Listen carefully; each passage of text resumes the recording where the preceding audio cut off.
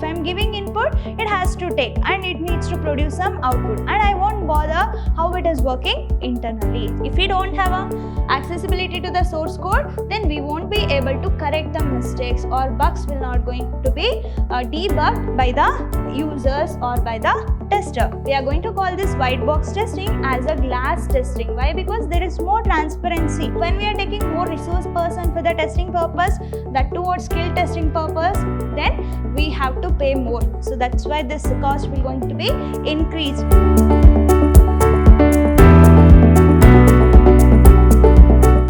Hello everybody, a warm welcome to one and all. Welcome back to the session 3 of Unit 4, and we are in the B.Ca 6th semester subject called Software Engineering.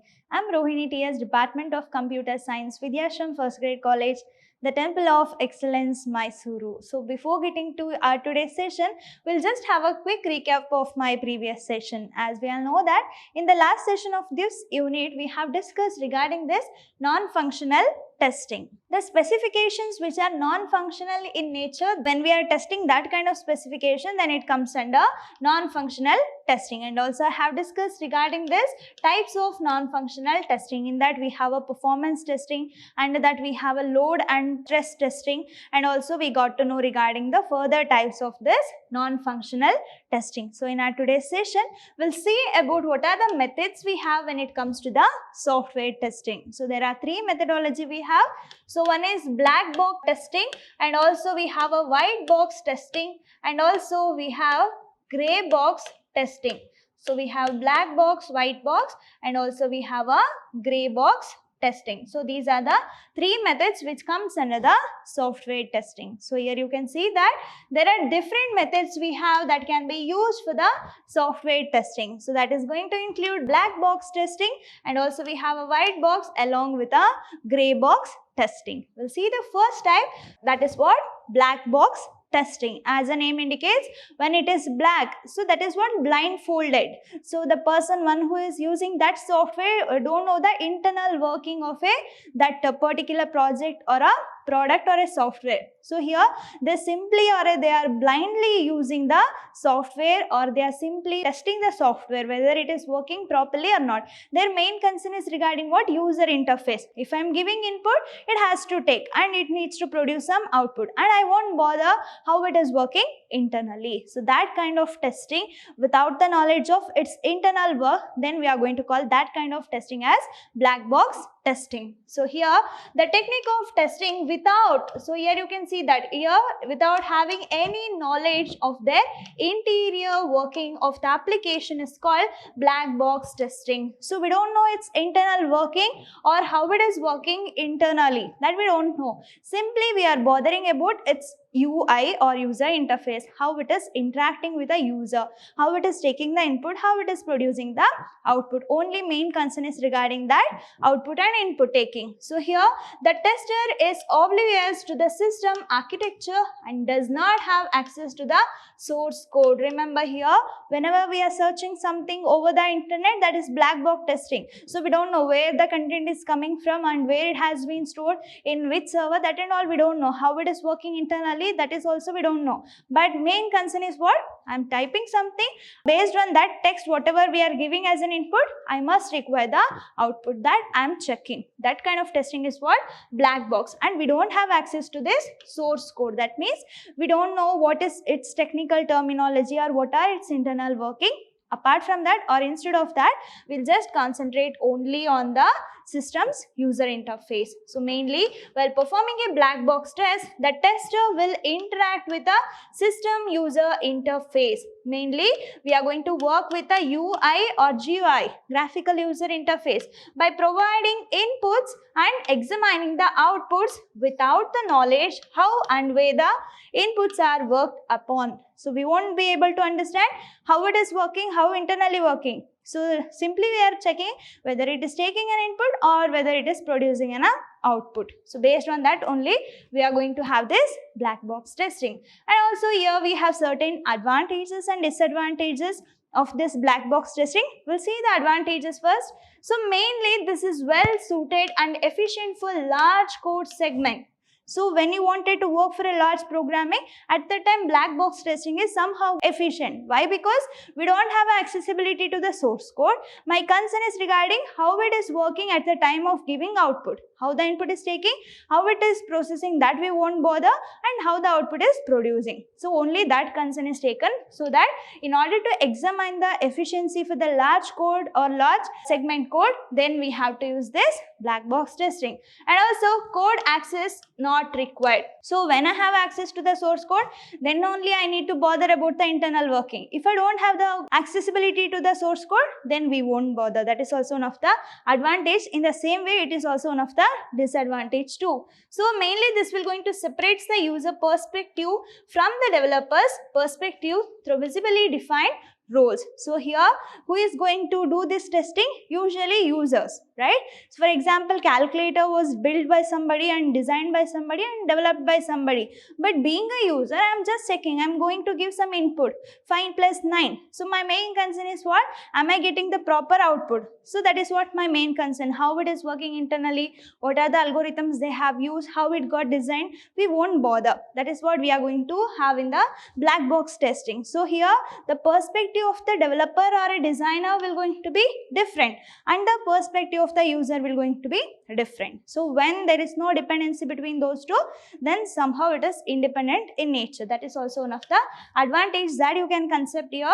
And also here we have a large numbers of moderately skilled testers can test the application with no knowledge of implementation, programming language or any operating system. So being a user, though I am not a skilled person or a skilled tester, though we can have this black box testing. Why? Because it won't demand in order to get to know regarding the working condition of operating system or any programming languages or even any application that we require for the black box testing. We all using WhatsApp or Instagram, that and all we are all using, right? So there we are going to know how to chat and how to send a message, how to put a status, that and all we know. But we won't bother about how it is working internally, what is its source. We don't have accessibility to that source code. That kind of testing will be considered as what? Black box testing. So after looking into all these advantages, we also have some of the disadvantage here. What is that? Mainly it is of limited coverage, since only a selected number of test scenario is actually performed. So here, when we don't have a accessibility to the source code, at the time I don't have a privilege, or we don't have that rights to access all the content of a source code. That's why it will be of limited coverage, and we can access or we can perform this black box testing only on the selected number of test scenarios. All scenarios or overall background thing, everything will not going to be done by the users or by the tester. And also, it is inefficient testing due to the fact that tester only has limited knowledge about the application. So, if I don't know its internal working, somehow that is also advantage. If I don't know its internal working, that is also one of the disadvantage here. If I don't have any knowledge regarding that application, what programming language they are using, how the methods are writing, or if I don't know anything internally of that particular application. So here, blind coverage, since the tester cannot target specific code segments or error-prone areas. If we don't have a accessibility to the source code, then we won't be able to correct the mistakes, or bugs will not going to be debugged by the users or by the tester. The test cases are difficult to design. So here test cases are difficult to design. Why? Because I need to give only limited number of test scenarios. So this designing of that test cases is also going to be somehow difficult. This is regarding black box testing. So next what we have, in just to contradict to that black box testing, here we have a white box testing. In the black box testing, we should not or we may not know the internal working of a application. But here, if I wanted to do the white box testing, I must have a skilled knowledge, or I must have a thorough knowledge regarding the internal working of an application. So that white box testing is the detailed investigation of internal logic and structure of the code. So main concern is regarding its technical terms, how it is working internally, and what is the structure of that code, how many methods we are using, are we using any classes and object concept. That means detailed testing will going to be done with respect to the internal working of an application with the help of this white box testing. And also we are going to call this white box testing as a glass testing. Why? Because there is more transparency. We have access to the code segment directly. So main concern is regarding what? That internal logic or technique. So that's why it's considered as glass testing or open box testing. So accessibility will be there at the code segment. And also, in order to perform white box testing of an application, a tester needs to know the internal working of the code. So when it is transparent in nature, when it is open box testing, at the time we can't take a chance. The tester, one who is doing this white box testing, should have a thorough knowledge regarding its internal logic. Then only they will be able to do this testing. When they know the in and out of a code segment, then only they can do this testing. They must have this internal working, or they must know the internal working of a source code. And tester needs to have a look inside the source code and find out which unit or chunk of a code is behaving inappropriately. That means they have to concern regarding even the bugs or errors, or which are the things which is prone to errors, and what is causing some abnormal conditions of a application. Everything needs to be tested by the skilled tester here. So this is considered as what? White box testing. So here you can see some of the advantages as well as disadvantages with respect to this white box testing. We'll see the first one. As the tester has knowledge of the source code, it becomes very easy to find out which type of data can help in testing the application effectively. If I know its internal working, then it will be easy for me to know the out working. That means also easy for us to find out what are the bugs we can expect and how to debug that. And also the main concern is regarding its accessibility to the source code. When we have accessibility to the source code, when we found some inappropriate situation of a application, then it is easy to manage and to maintain. And also it helps in optimizing the code. So whether it is necessary or unnecessary, that kind of code segment can be deleted or can be ignored by the white box testing team. So here, that is also one of the advantage. Extra lines of code can be removed, which can bring hidden defects. So when we are finding some of the code segment is giving certain defects or having certain defects with respect to that particular application, at the time there will be a privilege to the white box tester or white box testing team. They can have that privilege to remove that content or a source code from the application. So if we are removing that content, then it is also going to helpful in order to have a efficient application. So due to the tester's knowledge about the code, maximum coverage is attained during the test scenario writing. So when we are writing a test scenario or a test cases, being a tester or being a skillful tester, we will be able to understand which is the core part of an application. So what are the test cases are we supposed to cover? Everything will going to be known in prior only if you know the source code. But we will get to know the source code only in the white box testing type. So next, here also we have some of the disadvantage. What is that?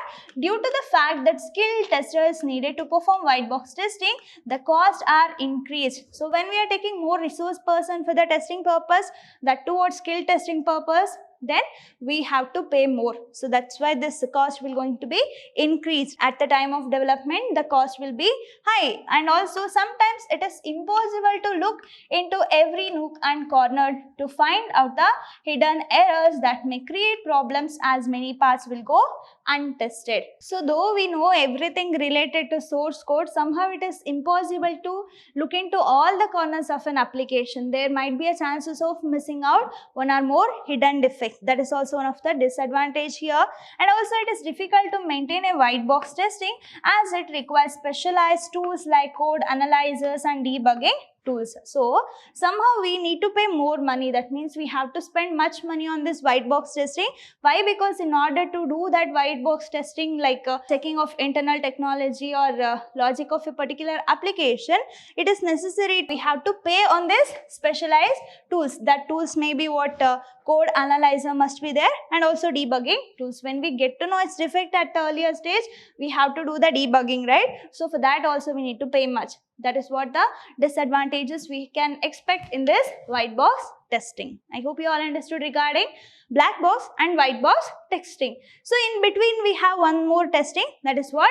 Gray box testing. So here I don't have accessibility to the source code, but I can access the algorithm. That means it is not greater than white box but not lesser than black box testing. So in between it will going to rely. That kind of testing is considered as what?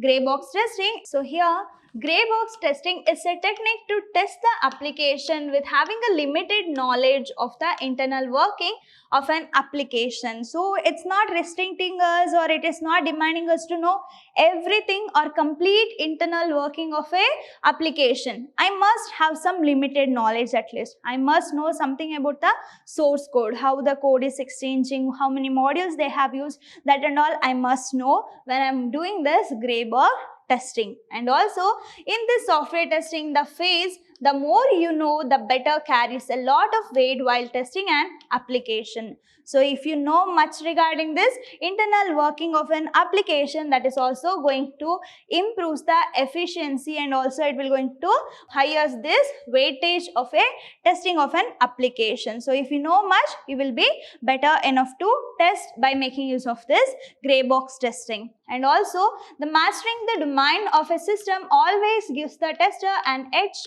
over someone with limited domain knowledge. So if you are master in any of the domain analysis, then it will going to give you more opportunity than any other person, those who don't know to do this gray box testing and much things which is related to internal logic of a application. So that in the black box testing, where the tester only tests the application user interface, they must have only knowledge. Without any knowledge regarding its internal logic, they can only go with the content of this user interface. But if I wanted to have this gray box testing, at the time the tester has the access to design documents and the database, and they will get to know how the transaction is happening between the modules of an application and what are the design documents they are using. They are going to have accessibility to design document as well as to the database, but we don't have the actual accessibility to the source code, and also we can access the user interface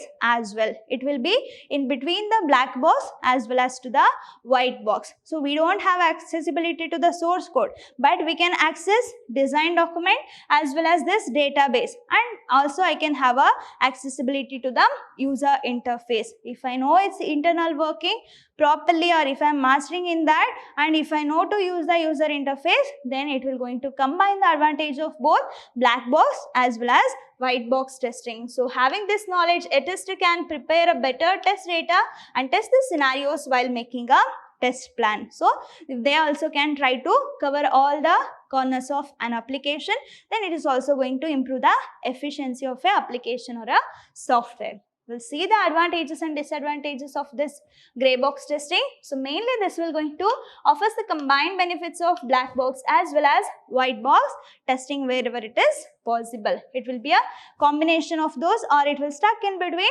It will get the advantage as well as disadvantage from both the type of testing. And also tester don't rely on the source code. Here also they won't bother about the source code, but they know how it is working internally, and also instead they rely on the interface definition and functional specification. Their concern is regarding what?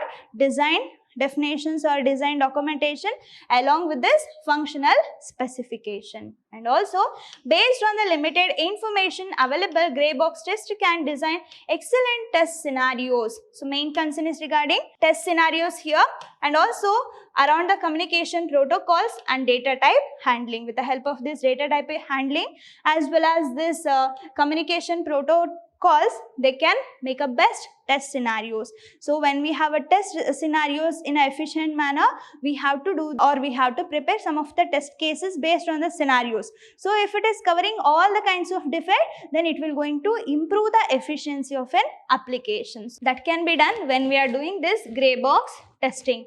The test is done from the point of view of the user and not the designer. So here also it will going to be done a testing as per the perspective of user. These are the advantages. We'll see what are the disadvantages we have.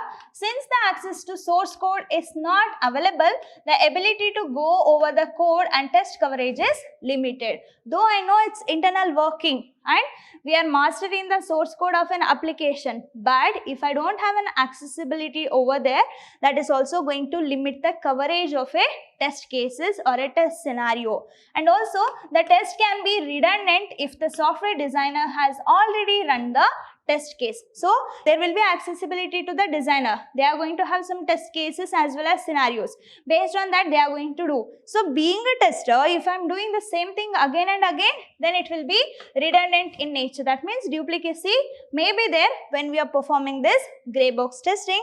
And also testing every possible input stream is unrealistic because we can't complete 360 degree of detection in the application. So that it would take an unreasonable amount of time. The time complexity will going to be increased. Along with that, many program parts will go untested. So when the time complexity is more, or if it is taking much time, at the time without any intention we are supposed to leave the test paths, or we have to minimize the program path. If we are minimizing a program path, we can expect some of the errors or bugs in future days of usage of an application. So these are the advantages and disadvantages we have with respect to this grey box testing. So now we'll see the comparison between this black box, grey box as well as the white box testing. As I told earlier, this grey box testing comes between this black box as well as to the white box testing. We'll see the difference here. The internal working of an application need not be known that in the black box. So we won't bother about the internal working. So here the tester has a limited knowledge of the internal working of the application, but in the white box testing, the user or a tester should have a full knowledge of its internal working of an application. And also we'll see the next comparison. What is the synonym we have for this black box testing? That is also considered as closed box testing and also data driven testing or functional testing. This is what black box synonyms. And also here in the grey box testing, it is also considered as what? Translucent testing, as the tester has the limited knowledge of the inside of an application. Already we know about the synonym for this white box. It is also considered as clear box testing, structural testing or code based testing, and also it is open box testing. This is closed box, this is open box. And next, performed by the end user and also by the tester and developer. This black box testing can be done by end users or by the tester or by the developer. This grey box testing will going to be performed by the end user and also by the tester and developer. But this white box testing always will going to be done by the testers and developers. User or end user will not be allowed or entertained in the white box testing. We'll see the next comparison.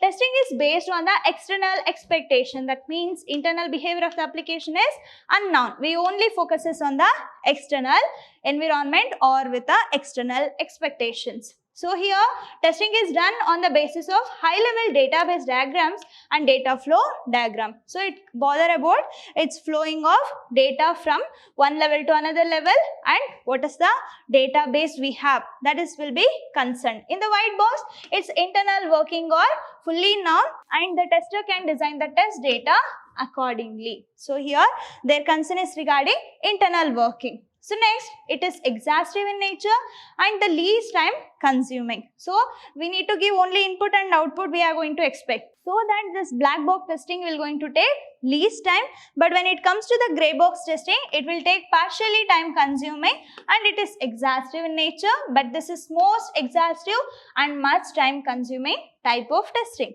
And also it is not suitable for algorithm testing. Why? Because we don't have a accessibility to the source code, so we can't test the step or its functionality. And it is also not suitable for this algorithm testing, but this is suitable for the algorithm testing, for the internal checking of an application. And this can be only done by the trial and error method. I will give some input and we will expect some output. That is why that is trial and error. So data domains and internal boundaries can be tested if it is noun. That is in the gray box. Here data domains and internal boundaries can be better tested because we know the internal working of the application. So these are the comparisons we can have with respect to black box, gray box as well as white box. That's all regarding my today's session. I hope you all understood. In my coming session, we'll see what are the types of software testing we have. Let me meet you in the next session. Until that, keep learning, keep on growing. Thank you.